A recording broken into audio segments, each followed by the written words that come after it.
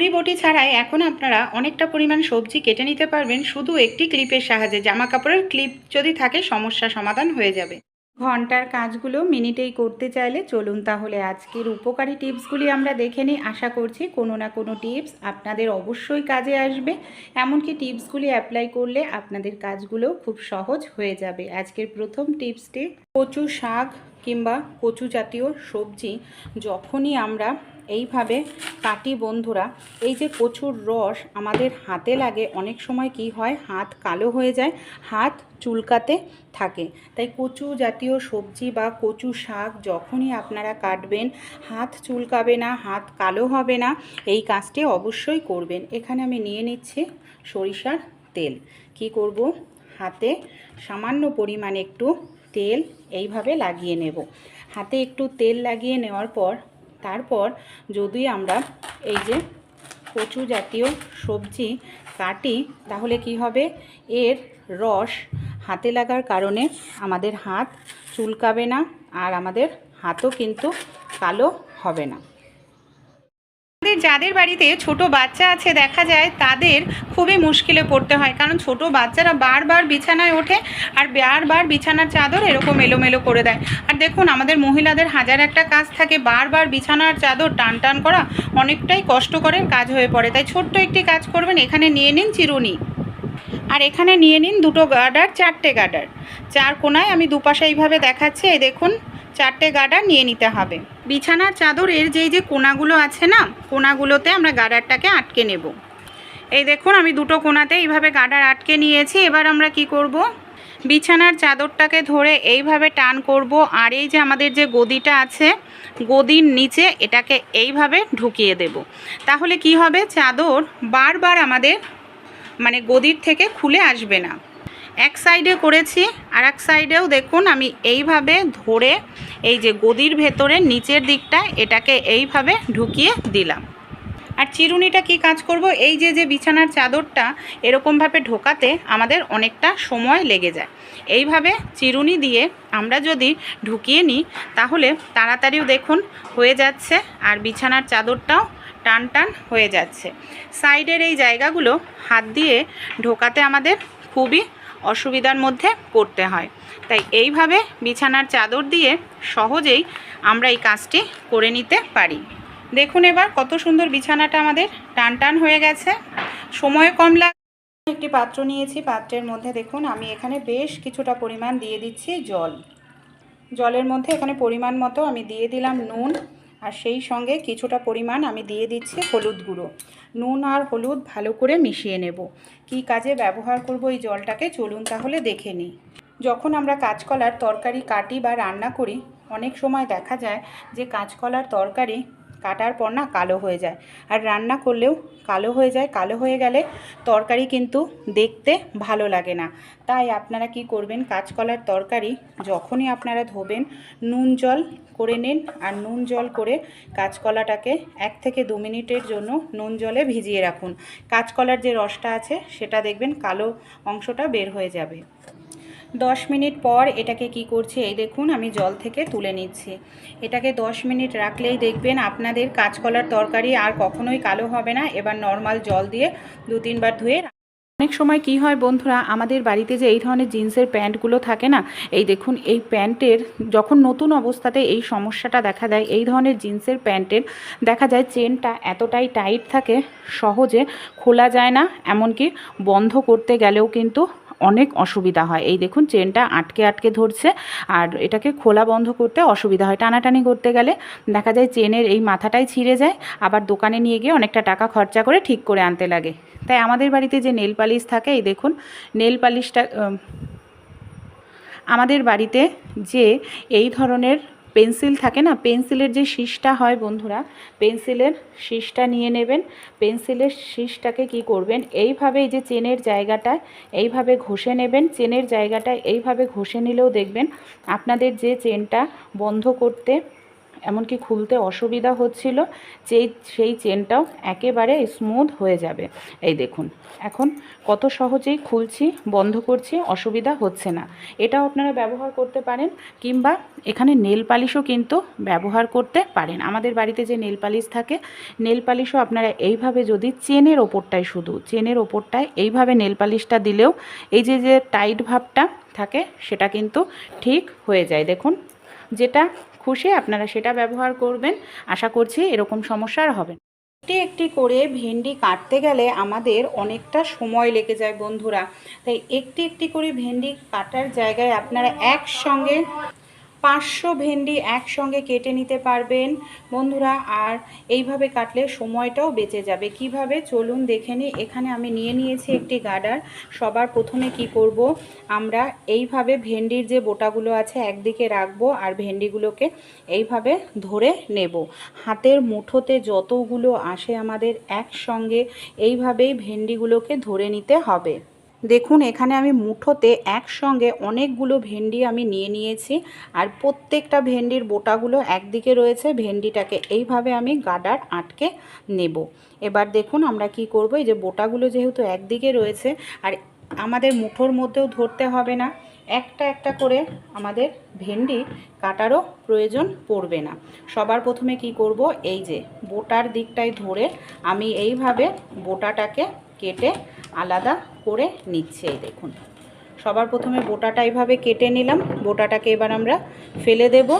এবার দেখুন একটি ভেন্ডি কাটার সময়েই আমরা একসঙ্গে কতগুলো এখানে ভেন্ডি কেটে নিতে পারছি, দেখতে পাচ্ছেন। এই দেখুন গার্ডারটা সরাতে থাকবো আর ভেন্ডিগুলো এইভাবে আমরা পিস পিস করতে থাকবো। এইভাবে যদি কাটি সময়ও বেঁচে যাবে, কাজটিও আমাদের অনেকটাই সহজ হয়ে যাবে। দেখুন কত সহজেই এখানে আমি কেটে নিলাম। এইভাবে আপনারা শক্ত ধরনের রাবার ব্যান্ড নিলে একসঙ্গে আরও ভেন্ডিও কেটে নিতে।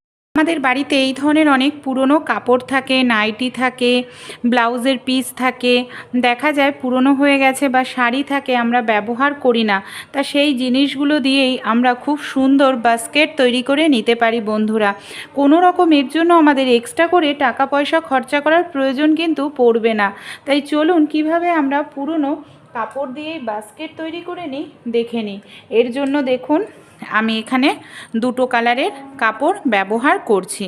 প্রথম যে কালারটা সাদা, আর একটি লাল প্রিন্টের কাপড়, যেটা বাড়িতে পড়েই ছিল, কোনো কাজেই লাগছিল না, তা সেটা দিয়েই কিন্তু খুব সুন্দর আমরা বাস্কেট তৈরি করে নিতে পারবো।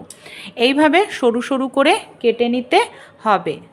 এখানে দেখুন বেশ কিছুটা টুকরো আমরা কেটে নিয়েছি। কিভাবে আমরা টুকরোগুলোকে জয়েন্ট করব, এর জন্য আমি এইভাবে দুটো টুকরো একসঙ্গে রেখে এভাবে ভাঁজ করে নিলাম। তারপর কিছুটা অংশ কেটে নিচ্ছি। এতে কি হবে, আমাদের সেলাই করার প্রয়োজন পড়বে না, গিট দেওয়ার প্রয়োজন পড়বে না। দেখতে পাচ্ছেন এখানে দেখুন আমরা কি করব, যেখানটায় কেটেছি ছিদ্র হয়েছে, সেই ছিদ্রর মধ্যে দিয়ে এই যে দ্বিতীয় কাপড়টার যে মাথাটা আছে সেটাকে আমরা এইভাবে ঢুকিয়ে দিচ্ছি।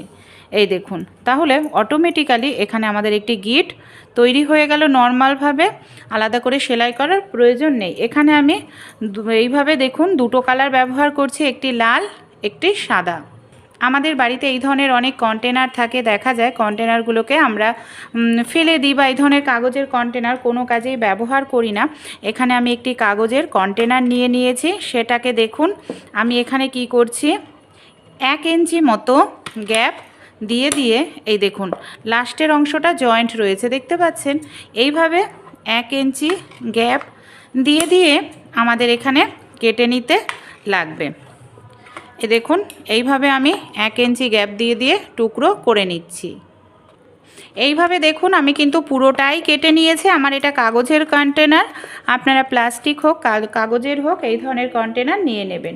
এবার আমরা কি করব, এই যে দুটো কালারের কাপড় নিয়েছি, এটা আমার একটি নাইটির কাপড় ছিল, নাইটির হাতা ছিল, বেকার পড়েই ছিল, কোনো কাজেই লাগছিল না। এই দুটোকে আবারও আমরা কি করব, এইভাবে জয়েন্ট করে নেব। জয়েন্ট করে নিয়ে এইভাবে ভাঁজ করে নিচ্ছি। তারপর কিছুটা অংশ কেটে নিচ্ছে, দেখুন ছোট্ট করে আমি কেটে নিলাম। বেশি বড় নয়।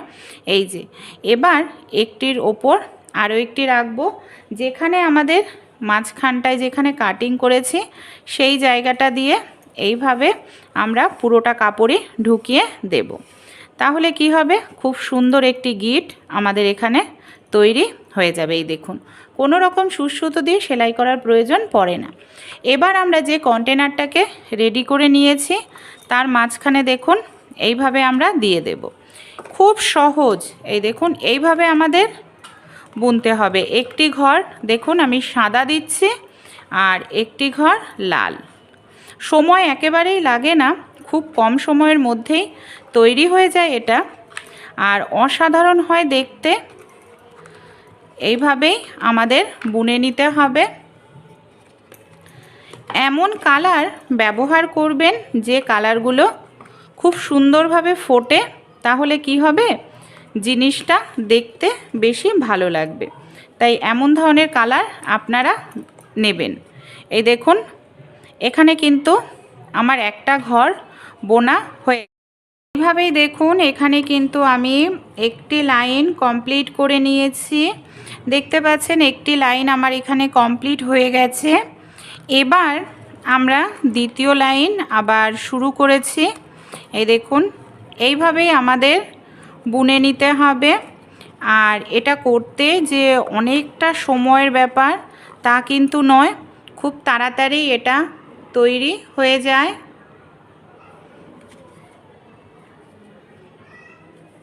দেখুন তাহলে বন্ধুরা কতটা সুন্দর এখানে তৈরি হচ্ছে।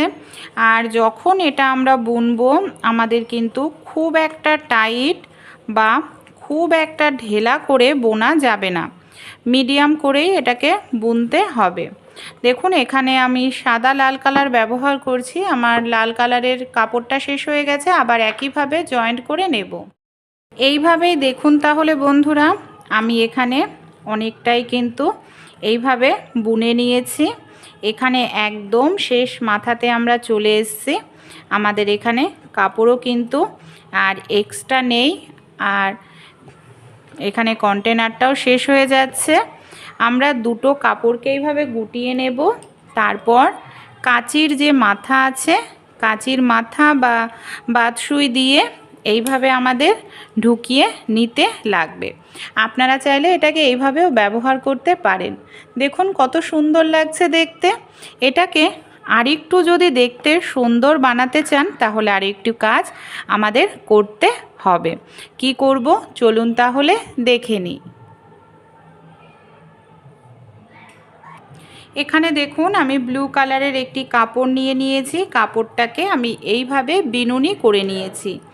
এইভাবে আপনারা বিনুনি করে নিতে পারেন যে কোনো কালারের, যাতে দেখতে ভালো লাগে। এর জন্য এখানে আমি বিনুনি করে নিয়েছি। এবার আমি কি করব, এই যে বিনুনিটাকে এখানে আমি সূচ সুতো ব্যবহার করব।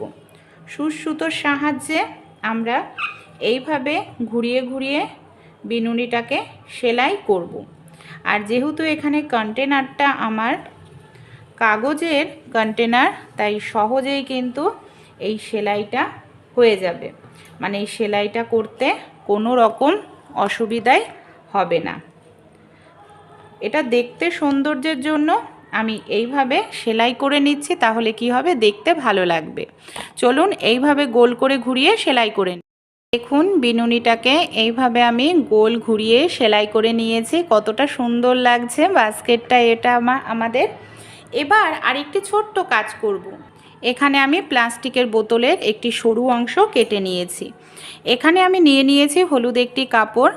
কি করব, হলুদ কাপড়টাকে এইভাবে দেখুন এই যে প্লাস্টিকের বোতলের আমি সরু অংশটা কেটেছি, এটাকে দিয়ে খুব ভালো করে আমি এইভাবে পেঁচিয়ে নিচ্ছি। এইভাবে টাইট করে আমাদের একটু পেঁচিয়ে নিতে হবে। চাইলে বাস্কেটটা আপনারা এইভাবেও ব্যবহার করতে পারেন, ডাইনিং টেবিলে ফল রাখার জন্য, কিংবা বাচ্চাদের পড়ার টেবিলে পেন পেন্সিল রাখার জন্য, কিংবা রান্নাঘরে আপনাদের চামচ গ্রেটার খুব মানে ছোট ছোট জিনিসগুলো ছুরি কাঁচি রাখার জন্য ভালো করে পেঁচিয়ে নিয়েছি। এবার আমি কি করব, এটাকে আমি হ্যান্ডেল হিসাবে ব্যবহার করব। এই দেখুন, এটাকে আমি এইভাবে নিয়ে নিলাম। এই দেখুন, এটা যেহেতু প্লাস্টিকের বোতলের অংশ, তাই খুব সহজেই এটাকে কিন্তু সেলাই করা যাবে। সেলাই করতে কোনো রকম অসুবিধা হবে না। আর আপনারা যদি চান যে না সেলাই করবেন না, তাহলে যে আঠা হয় ব্লু গান আঠা নিয়ে নেবেন, আঠার সাহায্যে এটাকে লাগিয়ে নিতে পারবেন। তো আমি যেহেতু জিনিসটা তৈরি করছি যাতে অনেক দিন টেকসই হয়, সহজে নষ্ট না হয়, এর জন্য আমি ভালো করে সেলাই করে নেব দু সাইড। দেখুন তাহলে বন্ধুরা, এখানে আমাদের হ্যান্ডেলও লাগানো হয়ে গেছে। আর কতটা সুন্দর লাগছে এটা দেখতে পাচ্ছেন আপনারা। মানে আপনাদের সাজার জিনিসগুলোকেও এর মধ্যে সাজিয়ে রাখতে পারেন। দেখতে কিন্তু দারুণ লাগছে। দেখুন, কোনো রকম টাকা পয়সা খরচ করতে লাগলো না। টাকা পয়সা ছাড়াই আপনারা এই ধরনের বাস্কেট তৈরি করে নিতে পারবেন। রান্নাঘরে, ডাইনিং টেবিলে, এমনকি পড়ার টেবিলেও রাখতে পারেন। আপনারা শোকেসে রাখতে পারেন। আপনাদের সাজার জিনিসগুলো, বিউটি প্রোডাক্টগুলো ভালো লাগলে অবশ্যই ট্রাই করে আপনারাও কিন্তু দেখবেন। পেপার কম বেশি আমাদের প্রত্যেকের বাড়িতেই কিন্তু থাকে। এখানে দেখুন আমি পেপার নিয়ে নিয়েছি। পেপারের থেকে কিছুটা অংশ এইভাবে ছিঁড়ে নিয়ে নিচ্ছি একটি পাত্রের মধ্যে। এখানে আমি পেপারের কিছুটা অংশ রেখে দিলাম। এবার আমি এখানে নিয়ে নিয়েছি ভিনিগার। পেপারের মধ্যে কিছুটা পরিমাণ ভিনিগার নিয়ে নেব। আপনারা চাইলে এখানে পেপারের পরিবর্তে টিস্যু পেপার যেটা হয় সেটাও ব্যবহার করতে পারেন। ভিনিগারটাকে খুব ভালো করে এইভাবে পেপারের সঙ্গে মিশিয়ে নিতে হবে। কী কাজে এটাকে ব্যবহার করব চলুন তাহলে আমরা দেখে নিই। আমাদের প্রত্যেকের বাড়িতেই ফ্রিজ কিন্তু থাকে। অনেক সময় ফ্রিজে খাবার দাবার আলগা রাখলে ভীষণ বাজে দুর্গন্ধ বের হয়। রোজ রোজ ফ্রিজ পরিষ্কার করা কারোর পক্ষে সম্ভব নয়। এইভাবে পেপারের মধ্যে ভিনিগার মিশিয়ে যদি রাখা যায় ফ্রিজের মধ্যে, বাজে দুর্গন্ধ হবে না। অবশ্যই 5-6 দিন পর পর কিন্তু চেঞ্জ করতে লাগবে। এই ধরনের কড়াই আমরা কম বেশি প্রত্যেকেই রান্না করে থাকি। অনেক সময় দেখা যায় আমরা তরকারি বসিয়ে অন্য কোনো কাজে গেলে কড়াই আমাদের এরকম পুড়ে যায়। আর এই যে তেলে পোড়ার দাগ দেখুন, সহজে কিন্তু উঠতে চায় না। দেখতে পাচ্ছেন এগুলো কিন্তু দেখুন, আমি এই যে ঘষে দেখাচ্ছি নখ দিয়ে, সহজে কিন্তু উঠতে চায় না। এটা পরিষ্কার করতে গেলে আমাদের অনেকটা সময় লাগে, অনেকটা সময় ধরে ঘষা মাজা করতে লাগে। তাই সেকেন্ডেই পরিষ্কার হয়ে যাবে। অনেকটা সময় আমাদের নষ্ট করতে হবে না ঘষা মাজা করে। কিভাবে এটা আমরা সেকেন্ডেই পরিষ্কার করে নেব চলুন তাহলে দেখে নিই। আর এই যে কোনো তেলে পোড়ায় দাগ আপনারা তুলতে চান, নিয়ে নেবেন ডিটারজেন্ট পাউডার। এখানে দেখুন আমি বেশ কিছুটা পরিমাণ ডিটারজেন্ট পাউডার দিয়ে দিলাম কড়াইতে। 2 চামচ পরিমাণ মতো দিয়ে দিলাম। আমাদের 80% পরিষ্কার একাই হয়ে যাবে। কোনো রকম মাজা ঘষার প্রয়োজন পড়বে না। 1 চামচ পরিমাণ আমি এখানে দিয়ে দিচ্ছি খাবার সোডা বা বেকিং সোডা যাকে বলে। এবার আমি কি করব, এর মধ্যে দিয়ে দিচ্ছি জল। দেখুন যতটা পুড়েছে ততটা পর্যন্ত আমাদের এখানে জল দিতে হবে। এবার আমরা এটাকে কিভাবে মাজা ঘষা ছাড়াই পরিষ্কার করব চলুন দেখে নিই। এখানে আমি গ্যাসটা অন করে নিয়েছি। গ্যাসের ওপরে এই যে পুড়ে গেছিলো যে কড়াইটা, সেই কড়াইটাকে এবার আমি বসিয়ে দিলাম।